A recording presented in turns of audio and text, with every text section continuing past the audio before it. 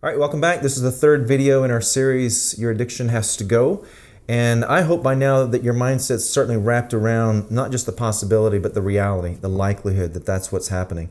That you're framing up a different kind of life, that you're looking through the windshield of your life instead of the rearview mirror, that you are understanding your why, that you are beginning to have an understanding of how this even got here in the first place. You're creating a vegetable garden with multiple vegetables.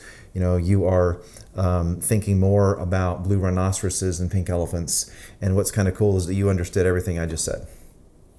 Because when you start putting the metaphors in your mind that lead you to a better place, remember what I said, where you direct your attention is where you're going to direct your energy. And so I'm hopeful that your energy is forward thinking. It's in better places. And this particular video is going to deal with more about inviting the people in your life to kind of help you get there, because I wouldn't expect or believe that any man can do this by themselves. You really have to understand that there's layers of support necessary here in order for you to have a life free from pornography. So what we're talking about in this last video is executing your what. Well, what? Well, what is your role? What is your wife's role? And what is the role of faith? Those are the three areas that I want to look at together with you here in this final video. So let's just jump on in. What is your role? Quite frankly, your role is to create a new personal identity. And it has to start with you. It does not start with how other people see you. People view you after the way you view yourself. It always starts with the way you see yourself. So you have to start using the kind of terminology that allows people to actually see and believe who you are.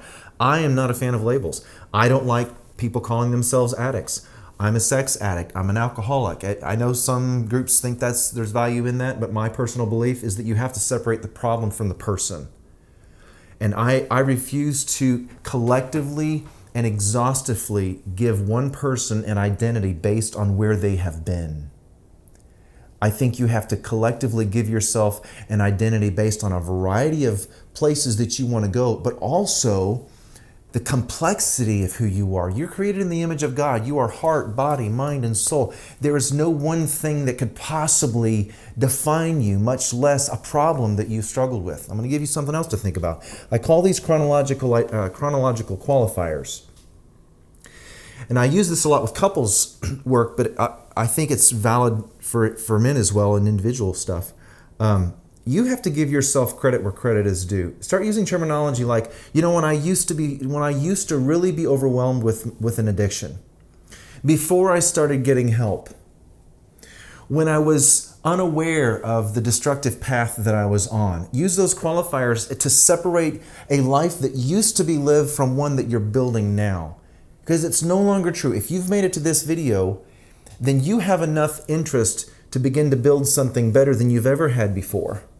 So use those chronological qualifiers, these prepositional phrases that let everybody know around you that, yes, this used to be a life that I struggled with, that I could again struggle with if I ignore the principles that I know actually produce fruit in my life. So your role is to label the problem, not the person. The problem is that there's a history, there's a story here that led me into pornography, and it caused a series of consequences. Some of them were pretty serious. Some of them were potentially life-threatening in various ways.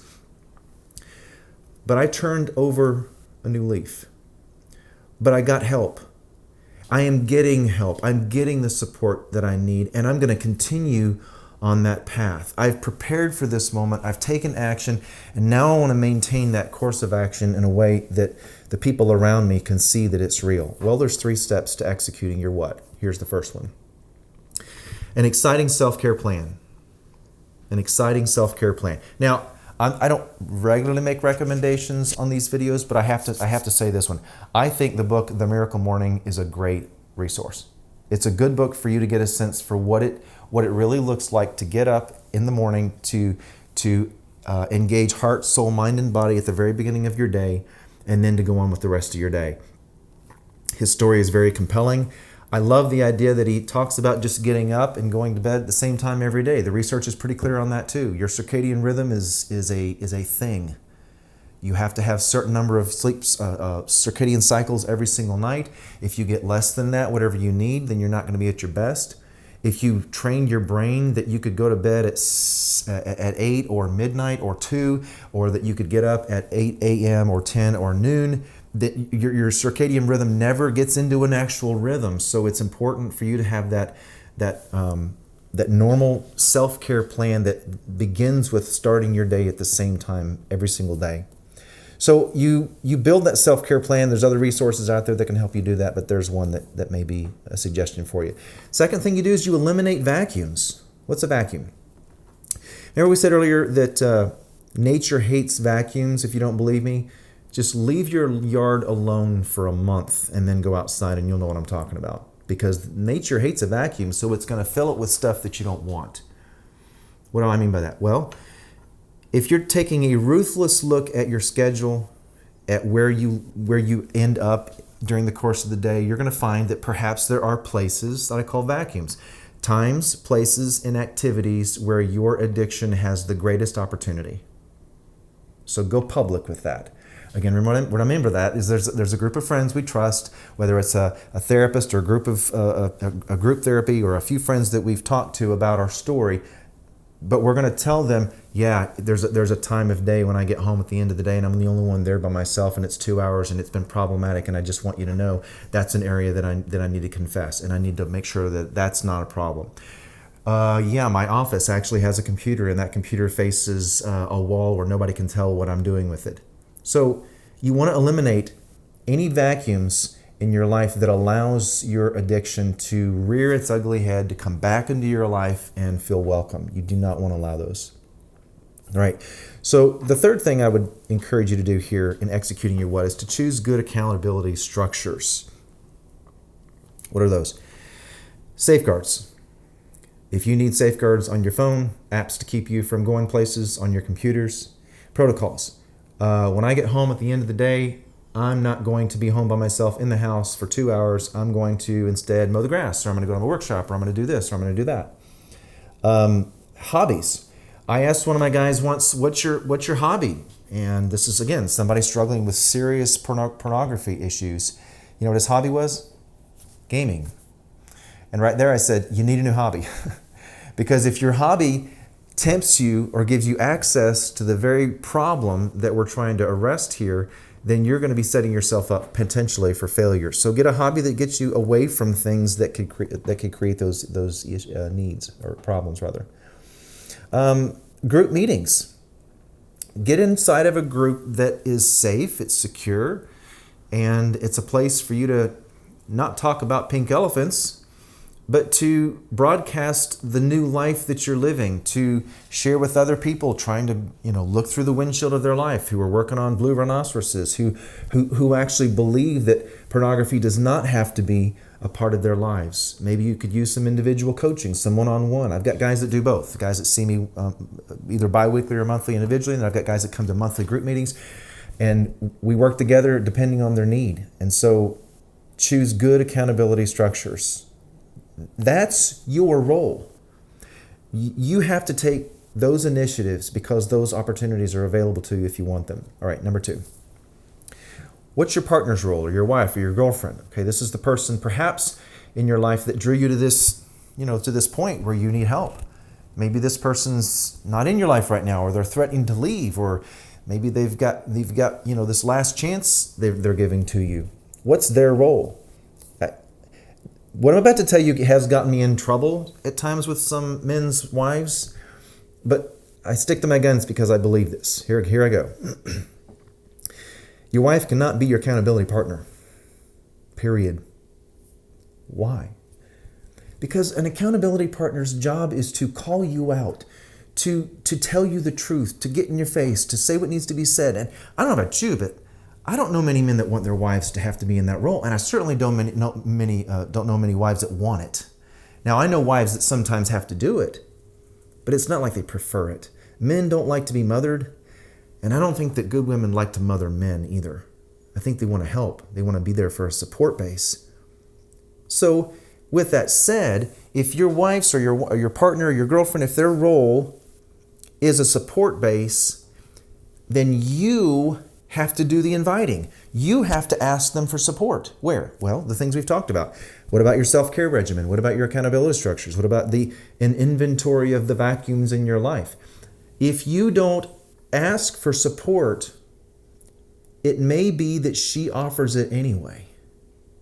That is not a good equation, because what you're ending up doing is you're putting your wife in an accountability structure that's not really her role, that it sets her up for failure, it breeds resentment, and it creates chaos and division in a relationship. Your partner will help you best when they are in the role that suits them best. So put them in that place for success by inviting them. How wonderful would that be if your wife was invited into those areas of your life in such that she never had to ask? All right. Make sure you set yourself up for success. All right, this last area I want to talk with you about, it's the role of faith. So let's make sure we recap a little bit. Your role is to make sure that you're forming an identity that's based on where you want to go. The problem is the problem, not the person. You want to make sure that your identity is based on who you want to become, not who you've been. You want to make sure that your partner's role is well defined and that you're inviting them into a process where they will provide optimal support for you, so they don't have to default to a place of accountability that they don't want to be in. You don't want them there. All right. The role of faith is something that's it's essential. It's essential. Whenever guys contact me and ask me for help, I tell them if faith is not a part of your life, then there's going to be a pretty significant limit to the work that I can do with you. And I'll offer you the same counsel. I can help men with this problem, but only to a certain extent, because my belief is that if God's not in your life, then you're capping off your resources. You're limiting your resources. Now, if you're not someone of faith, then I guess I would ask you to do this. Let's give faith a chance here for just a second. First of all, you do every day. Every time you get up and you grab your toothbrush and you grab the toothpaste, you have the faith that somebody put something in that tube of toothpaste that's not going to kill you. When you go to the refrigerator and you open it up and you pour yourself a glass of milk, you have faith that it's not sour. When you leave the house and you get in your car, you have the faith that it's going to start. When you get into traffic, you have the faith that people are not going to just run you off the road. I know we have people that are careless behind the wheel sometimes, but think of how many times you've gotten in your car and got to work back and forth and did not have that happen. You operate on faith every single day. And so what I'm asking you to do is give faith a chance.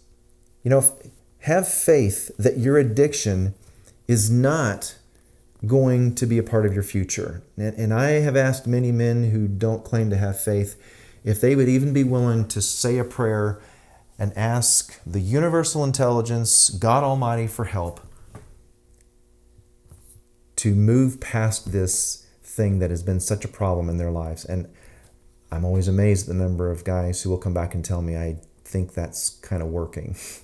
I had a guy tell me a story just last week about that and how he's trying prayer and that prayer is actually producing results. That he, even with just a little bit of faith, just a little bit of belief that God was out there and would help him, and he's already generating stories where God's helping him. So have faith that your addiction is not something that you have to be a slave to for the rest of your life. We talked about creating your vegetable garden. Let me revisit that for a second. Make sure that you're creating a variety of interests in your life. Rat Park, something that will give you a passion for something else that's in front of you rather than a shame and embarrassment about something that's trying to catch you and it's right behind you. Chase blue rhinoceroses. Go after things that you know are things that you're interested in, maybe new things or new people, new opportunities. And look through the lenses of what's in front of you. Be sure to go public with trusted people that you, not a long list, but people that you trust enough to share information that you're not going to do this now behind the scenes. You're going to do this out in front of a few people so that you're a little bit on the hook for moving forward. I do want to encourage you before we close here to reach out for more support if you need that. I've asked you to take seriously this content, to write out some things, to tell your story, to follow some steps, to execute your what's. But if you need encouragement and individual care beyond that, I encourage you to reach out and get that support that you need. You're not alone.